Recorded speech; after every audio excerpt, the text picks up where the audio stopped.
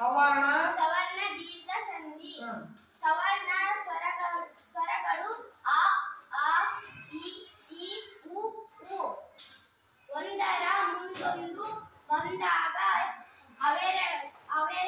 ಅವೆರಡರ ಸ್ಥಾನದಲ್ಲಿ ಒಂದೇ ಒಂದು ದೀರ್ಘವಾದ ಸವರ್ಣ ಸ್ವರ ಆದೇಶವಾಗಿ ಬರುವುದೇ ಸವರ್ಣ ದೀರ್ಘ ಸಂಧಿ. ಉದಾಹರಣೆಗೆ ದೇವ ಪ್ಲಸ್ ಅಸುರ ದೇವಾಸುರ ದೇವಾಸುರ ದೇವಾಸುರ ಸವರ್ಣ ದೀರ್ಘ ಅಂತ ಹೇಳ್ಬೋದಿಲ್ಲ.